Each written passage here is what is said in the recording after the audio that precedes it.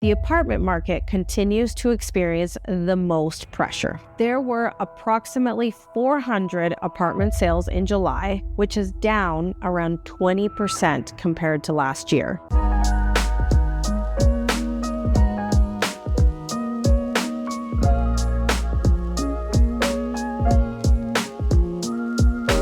New apartment listings fell by approximately 22%, but the city still ended up the month with approximately over 2,000 apartments in inventory and nearly 5 months of supply. The apartment benchmark price was approximately $298,000, down more than 8% year over year. That is consistent with the correction in the apartment sector, but I would not call it a total market crash. A correction never feels good for an owner watching values move downwards. However, a market correcting itself after a period of fast price growth is healthier than prices continuing to rise far beyond what buyers and rents can support, only to experience a much more serious crash later. We don't want prices to go up endlessly without the market being able to support them. The current apartment market is adjusting to more supply, slower sales, changing investor demand, softer rental conditions, and much more buyer choice. Apartments took an average of 54 days to sell, compared with 45 days last July. The final sale price averaged approximately 96% of the asking price in place at the time of the sale. Again, that does not necessarily reflect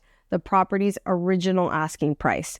A unit may have gone through one or several reductions before selling, so the final sale to list price ratio should not be understood as meaning that the seller received 96% of the price they first hoped to achieve. Year to date, apartment sales are down approximately 26%, while the benchmark price is down approximately 9%. I'm receiving a lot of listing inquiries from apartment owners right now, and this is a part of the market where this research needs to be extremely detailed. I'm not comfortable glancing at a few recent sales and quickly giving someone a number. The building matters, the condo fees matter, the reserve fund matters, the floor level, direction, parking, views, outdoor space, air conditioning, renovations, layout, tenancy, and the number of competing units all matter. New build inventory also matters because apartment sellers are not only competing with other resale units. In some areas, they are competing with brand new construction,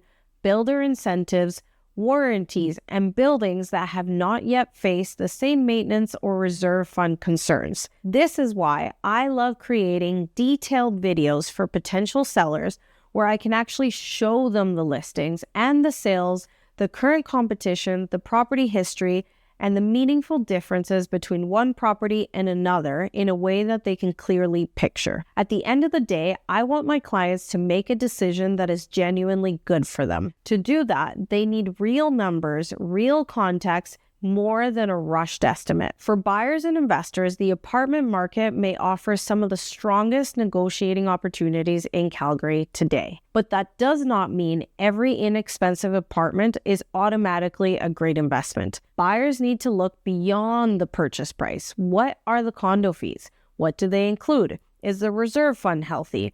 Are there upcoming special assessments? Could there be? How easily could the unit be rented for? What are similar units actually renting for? How much similar inventory is being built nearby? Are there purpose-built rentals? And does the property offer something that will help it stand out when it's eventually time to sell? In the city center, the apartment benchmark price was approximately $304,000, down around 8%. In the Northeast, it was approximately $253,000, down nearly 14%. In the East, it was approximately $213,000, also down nearly 14%. In the Southeast, the apartment benchmark price was approximately $316,000, down around 8%. The correction is not the same across every part of the city, and individual buildings can perform very differently from the area around them. Across all property types, showing activity is currently all over the map.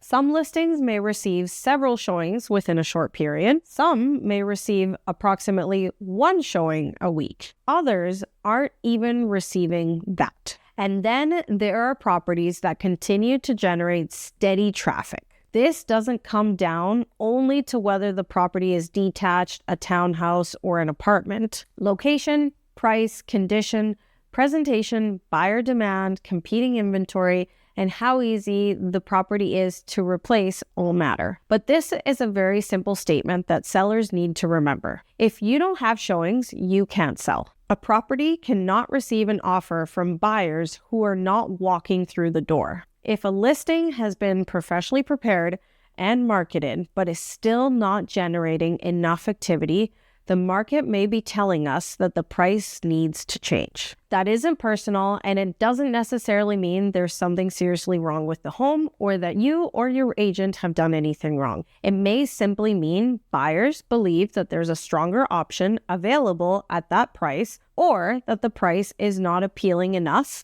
to overcome whatever concern they may have. Make sure you subscribe so you don't miss the next update, and let me know in the comments, what are you seeing? Are the best properties in your area still selling quickly, or are you noticing buyers becoming much more selective?